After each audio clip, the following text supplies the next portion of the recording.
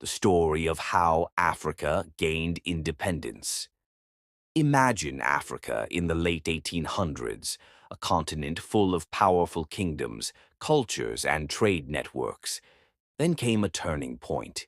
European countries, driven by greed for land, raw materials, and power, gathered in 1884 at the Berlin Conference. No African was invited. On maps, they drew lines across the continent and claimed Africa as their own. This marked the beginning of full colonial rule. European powers like Britain, France, Portugal, Belgium, Germany, and Italy took control of African lands. They replaced African leaders with colonial governors and forced Africans to work on farms, mines, and railways. African languages, traditions, and systems of government were pushed aside. Resistance began immediately. But at first it was scattered and easily crushed because Africans lacked modern weapons. Life under colonial rule was harsh. Land was taken from farmers. Taxes were imposed, forcing Africans to work for Europeans to earn money. Education, where available, was limited and designed to produce clerks, not leaders. Yet this same education planted the seeds of change. A small group of Africans learned to read, write, and understand European political ideas like freedom, equality, and self-government. Everything changed after World War II, 1939 to 1945.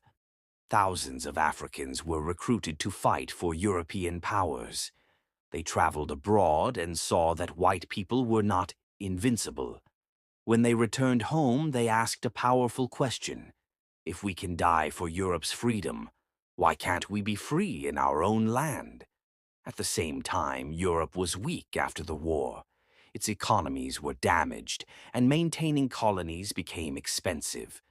A new global body, the United Nations, began to speak openly about the right of all peoples to self-determination.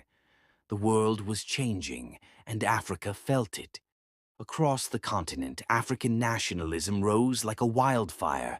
Educated Africans formed political parties and newspapers. Trade unions organized strikes. Ordinary men and women joined protests, boycotts, and marches. Leaders emerged who could speak both to the masses and to the colonial authorities. In Ghana, a young and charismatic leader named Kwame Nkrumah mobilized the people with the slogan, "Self-government now." Through protests and negotiations, Ghana became the first sub-Saharan African country to gain independence in 1957. This victory sent hope across the continent. In Nigeria, nationalists like Nnamdi Azikiwe and Obafemi Awolowo pushed for constitutional reforms. Through conferences and negotiations, Nigeria achieved independence peacefully in 1960.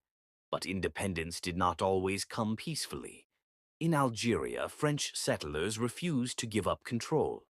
This led to a brutal war from 1954 to 1962, costing over 1 million lives before Algeria became free.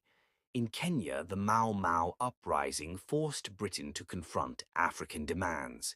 In Angola and Mozambique, Portugal fought long wars before finally leaving in the 1970s. By the 1960s, independence swept across Africa. The year 1960 alone is called the Year of Africa because 17 African countries became independent in that single year. Flags were raised, national anthems were sung, and Africans celebrated the end of foreign rule. However, independence did not mean instant success. Many countries inherited artificial borders, weak economies, and little experience in self-government.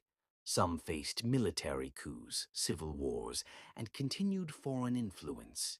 Still, independence gave Africans control of their destiny and restored pride, identity, and hope. Conclusion: strong ending. Africa's independence was not a gift from Europe. It was earned through struggle, sacrifice, unity, and determination. It was a long journey from domination to self-rule, and it marked the rebirth of African nations.